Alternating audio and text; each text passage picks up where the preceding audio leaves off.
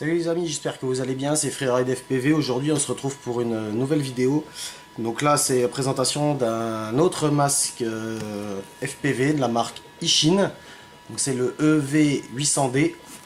Donc je vous avais déjà présenté le masque, le Ishin, le VR006 là, donc qui valait une trentaine d'euros. Là on est sur un masque qui vaut à l'heure actuelle, là j'ai regardé tout à l'heure, 80 euros à peu près. Sur Banggood. Alors ce masque, il a plusieurs particularités par rapport au VR006. Déjà, ici, vous voyez qu'il y a un D pour Diversity, donc il y a deux antennes. Sauf que dans ce masque, c'est pas comme dans le VR06. Là, il y a vraiment deux récepteurs séparés. Donc là il y a deux récepteurs séparés avec deux antennes, donc là c'est vraiment un vrai Diversity. Et grosse nouveauté, intégré à ce masque, il y a un DVR.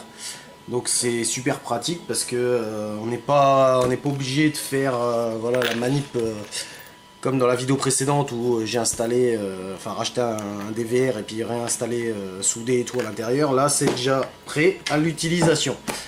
Donc, alors, qu'est-ce qu'on a en caractéristiques? Donc là, il marque HD DVR. Bon, bah, c'est pas du HD, hein, bien sûr. Donc, les Chinois, ils sont un peu optimistes là-dessus. Maintenant, la qualité est vraiment très très bonne. Il n'y a pas de souci. Moi qui tournais sur des lunettes, sur les Fatshark Dominator V1, qui ont lâché. J'avais pas les moyens de mettre 400 euros ou 500 euros dans les nouvelles Dominator. Du coup, je me suis dit, hop, allez, ben, on va tester celui-là parce que j'ai vu un peu sur le net, il y avait des bonnes reviews. Et effectivement, je suis vraiment pas déçu. En plus, je suis porteur de lunettes. Je suis hyper métrope et avec les Dominator, je pouvais pas mettre les lentilles pour la myopie parce que je suis pas myope.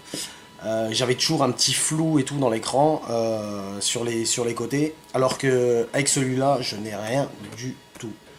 Franchement c'est très agréable, j'enlève mes lunettes, je mets le masque et ça fonctionne super bien. Qu'est-ce qu'on peut dire? Donc c'est un récepteur Diversity, donc 40 canaux, donc avec wristband, donc ça c'est plutôt sympa. On a un écran, donc là c'est un écran de 5 pouces, alors que dans les VR06 c'est un 3 pouces. Il y a une batterie interne 2S 1200 mAh ici, donc c'est comme dans le VR006, il y a une batterie interne, donc il n'y a pas besoin d'avoir une batterie externe avec un câble qui passe et tout. Ça je voulais pas tout ça. Là il y a le VRD2, il me semble, de chez Ishin, où il y a la batterie qui se met à l'arrière de la sangle, et ça, perso, j'en voulais pas, je voulais un truc, on prend, on charge et terminé.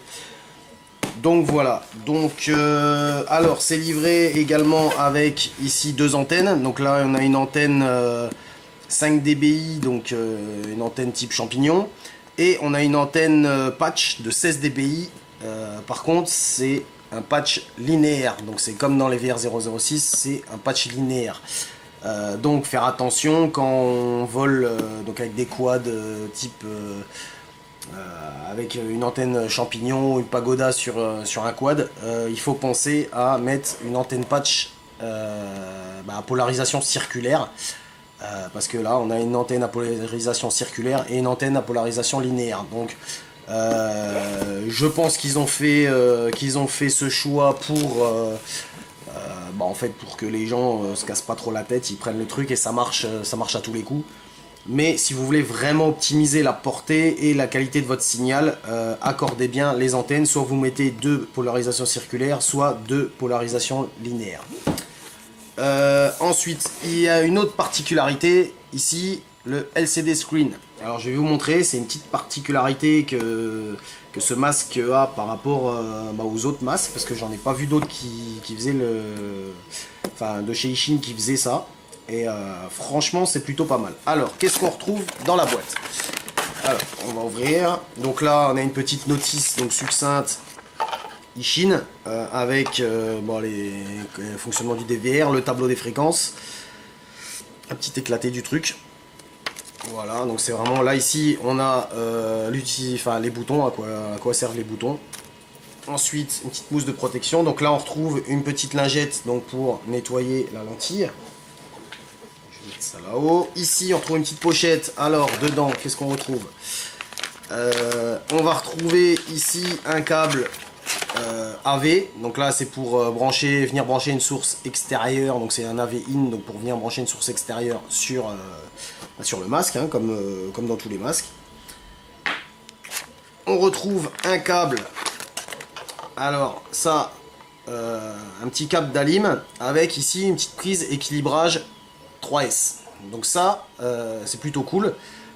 Étant donné qu'il y a une batterie interne, en fait, si vous arrivez en fin de batterie, ce qui est cool, c'est que vous pouvez prendre une LiPo 3S, vous venez, tac, la brancher ici sur la prise d'équilibrage, vous venez brancher ça sur votre masque et ça viendra recharger votre masque instantanément. Donc ça, c'est plutôt cool. En plus, il y a une bonne longueur de câble, donc du coup, on peut mettre la batterie. Bon, là, j'ai pris une 3S 2002 parce que j'avais ça, j'ai pris la première que j'avais sous la main, mais vous pouvez prendre des plus petites, une 3S 800 milli par exemple, donc ça fait à peu près la taille là, et vous mettez ça dans la poche, tac, vous sortez le câble, ça va sur le côté et hop, c'est tranquille, vous pouvez recharger votre masque si vous n'avez plus de batterie. Donc là, hop, donc on a les deux câbles.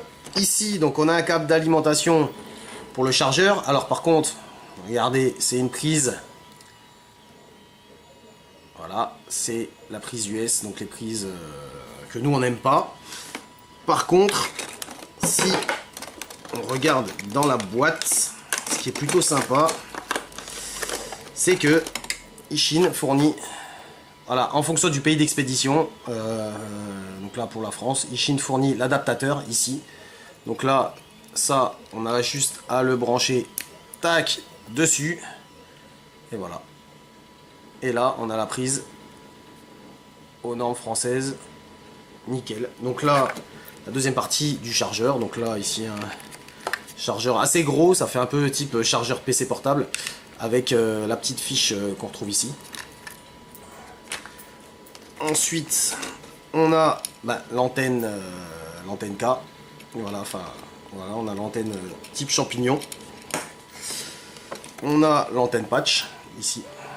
Donc la qualité de fabrication est vraiment bonne, hein. La finition est vraiment quasi parfaite. Franchement, c'est du bon matos. Et là, alors, on se retrouve avec le masque. Donc là, le masque, donc c'est une matière un peu caoutchouteuse, satinée, comme ça. C'est vraiment, enfin, c'est vraiment, au toucher, c'est vraiment agréable. Ici, donc on a la sangle ici, donc la sangle classique. À l'intérieur, ici, hop, petit cadeau. On a un petit sac de transport. Voilà, un petit sac de transport pour venir, hop, transporter le masque. Et ça, c'est plutôt cool quand on le met. Moi, je sais que quand je pars en session, je prends un sac à dos. Du coup, hop, on met le masque dedans, dans le petit sac. On met ça dans le sac à dos et ça permet de protéger le masque de tout dommage. Alors ici, contrairement aux autres masques, ici on a vraiment donc c'est du vrai tissu, c'est pas de la mousse classique merdique. Donc ça, franchement, c'est très très confortable. Ça, c'est vraiment un bon point sur ce masque. Ici, on a une grosse ouverture pour le nez. Alors moi, j'ai pas un grand nez, du coup ici j'ai une légère, j'ai un peu de lumière qui passe par en bas, mais bon, il suffit que je règle un peu le masque sur le visage, je le rabaisse un petit peu et il n'y a pas de souci, ça passe très très bien. Ici sur le côté, donc on retrouve la prise de charge. Voilà, ici la prise de charge. De l'autre côté, on a audio vidéo in et en même temps prise pour le son. Ici dessus, donc on retrouve les boutons donc classique. Donc là ici on a le bouton search parce qu'il y a un scanner de bande, donc du coup on appuie sur search, ça scanne toutes les bandes et ça vient se caler sur la bonne fréquence. Ici on a les deux A et B, on a les deux ports SMA pour l'antenne. Donc là c'est pas comme le VR006 où c'était du RP SMA, là c'est du SMA. Donc c'est plutôt bien parce que on va dire c'est plus ou moins le standard Fat Shark. Et maintenant, quasiment tous les constructeurs se mettent au SMA, et c'est vrai que c'est plutôt, c'est plutôt cool. Ici à côté, donc on a un petit bouton reset. Ici on a une petite LED d'alimentation. Ici on a une petite LED de signal. Ici on a le petit port carte SD. Donc là c'est une micro SD. Donc là faut bien faire attention, mettre une micro SD, une classe 10 à l'intérieur pour enregistrer vos DVR.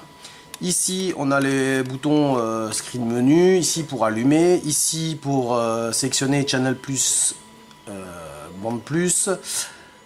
Ici, donc c'est un petit témoin pour la batterie, mais vous avez ça sur l'OSD à l'intérieur.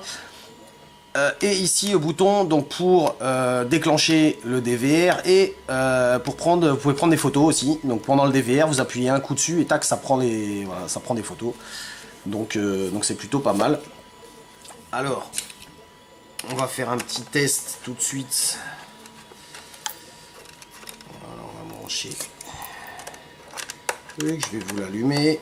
On va regarder. Alors sur l'autonomie, on est à peu près sur, avec de l'enregistrement DVR, 1 heure, 1h30. Donc franchement c'est plutôt sympa.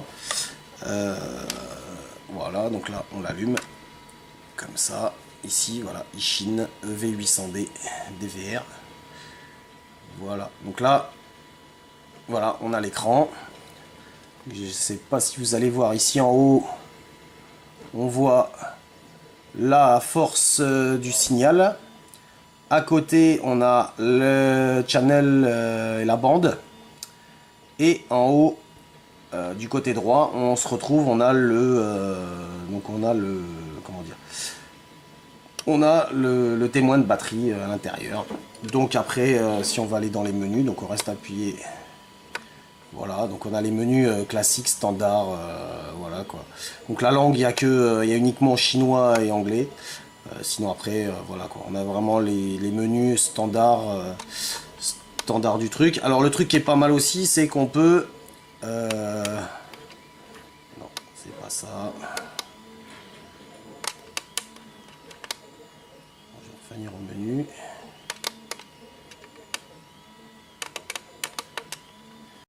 Voilà. Si on descend, on a un mode zoom. L'avantage c'est qu'on peut, voilà, donc là on a du 4 tiers ou on a du 16-9. Donc le VR006 c'est en 4 tiers, donc là on peut avoir du 16-9 et c'est vrai que c'est franchement beaucoup plus agréable pour piloter. Il faudra juste, en fait il faut juste, comment dire, régler son OSD donc sur Betaflight pour un peu aligner, on va dire, si vous voulez, toutes les données de vol. Il faudra juste un peu les déplacer pour que, parce qu'à la base c'est fait pour du 4 tiers, du coup il faudra un peu les déplacer sur l'écran pour que vous ayez tout dans le masque. Donc là ici on voit bien le petit témoin vert donc de fonctionnement. Il est vert quand il passe au rouge, c'est qu'on arrive en fin de batterie, tout simplement. Et la grosse nouveauté, donc ce que je voulais vous montrer, c'est que le masque, en fait, il est possible, voilà, de le désaccoupler. Voilà, donc là on se retrouve avec la lentille Fresnel ici. Et là on se retrouve avec un écran pour faire une ground station. Donc si on a un trépied vidéo, là ici en dessous on a un pas de vis spécifique pour les pieds vidéo. Et là en fait avec le ground station, on vient et si jamais on veut faire partager les amis ou quoi, s'ils veulent regarder, si vous voulez avec autre chose, ou vous voulez à vue et eux ils veulent voir un peu comment ça fait, et vous mettez ça sur un pied ou vous posez ça sur une table et tout le monde peut profiter donc voilà du truc. Ou alors si vous êtes à un rassemblement ou à une course de racer, et vous prenez un pied vidéo, vous prenez juste l'écran, vous le fixez dessus et tous les gens qui sont autour de vous peuvent suivre le pilote que vous regardez. Donc ça c'est plutôt cool. Alors j'ai trouvé donc un peu sur Thingiverse. Donc c'est un fameux site, vous devez connaître certainement, donc pour l'impression 3D. Apparemment il y a des gens, parce que la lentille donc n'est pas changeable et n'est pas réglable en profondeur. Il y a des gens qui ont des problèmes de myopie, qui ont quelques soucis avec le masque, ce qui est normal. Alors, ce qu'il est possible de trouver, c'est des... moi, j'ai réussi à en trouver un. Enfin, j'en ai imprimé une. En fait, c'est des cales, comme ça. Donc, il y a plusieurs épaisseurs. Donc, en fait, voilà. Donc, ça reprend, vous voyez, le même design qu'il y a ici. Qu'il y a ici sur les côtés. Et en fait, bah, ça vient se mettre tout simplement ici, en lieu et place. Voilà, ça se met là, ça se coulisse dedans. Hop, on coulisse ça à l'intérieur. On met l'autre partie de l'autre côté. Et en fait, ça vient reculer plus ou moins la lentille pour bah, justement éviter ce phénomène de flou pour les gens qui sont myopes. Donc ça, c'est plutôt cool. Là, je vais vous montrer donc une petite donc la différence qu'il y a. Donc, je vais le remonter avec le VR006. Voilà. Donc, pour vous vraiment vous voyez un peu la différence et puis voir un peu la qualité. Donc là, le VR006, on va l'allumer. Donc franchement, déjà au niveau taille, voilà quoi. Voilà, il y a vraiment une énorme différence de taille par rapport aux deux. Hein, c'est vraiment... voilà, le VR006 en longueur fait la largeur de celui-là. Donc c'est vraiment... Par contre, il n'est pas hyper gros. C'est relativement comparé à une main. Vous voyez, ça tient dans la main quoi. C'est vraiment, il n'est pas très gros. C'est un écran de 5 pouces, donc c'est normal que ça soit plus grand. Mais c'est pas, voilà, c'est pas le masque énorme comme on peut voir des fois chez certaines personnes. Là, ça reste vraiment quelque chose de compact et vraiment très agréable à utiliser. Donc là, on va, hop.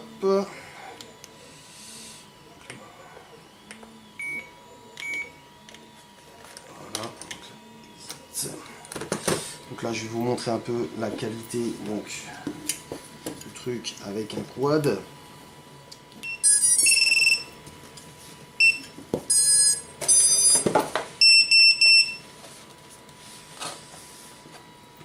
Voilà, hop. Donc ici, ce que vous expliquez donc la fonction. Donc on appuie une fois sur la touche search, hop, searching, et voilà, c'est calé sur la fréquence. Donc là, on a bien toutes les infos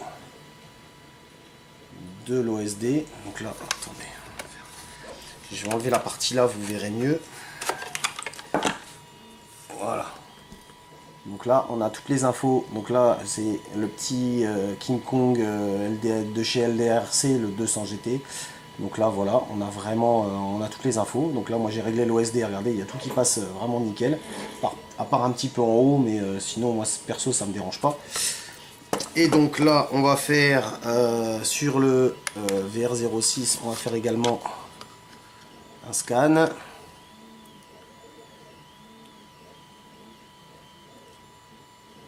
Voilà. Alors lui, il est un peu plus long à scanner.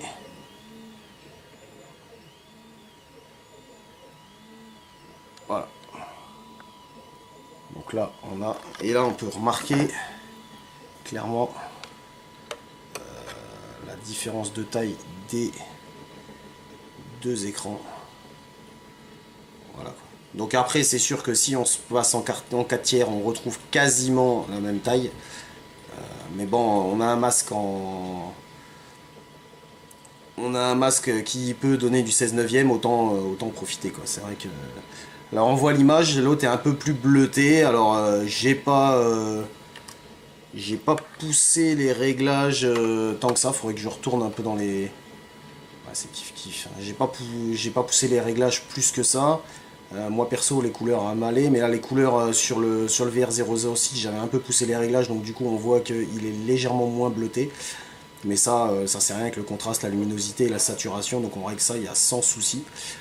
Donc voilà, donc je vais vous mettre un petit DVR, donc à la fin de cette vidéo, là je vais vous mettre un petit DVR pour que vous vous rendez compte un peu de la qualité d'enregistrement donc de ce produit. N'hésitez pas à vous abonner, à liker la vidéo, et comme d'hab je vous mets dans la description, donc je vous mets les liens si vous voulez le commander. Et puis je vous dis à plus pour une prochaine vidéo. Allez, ciao!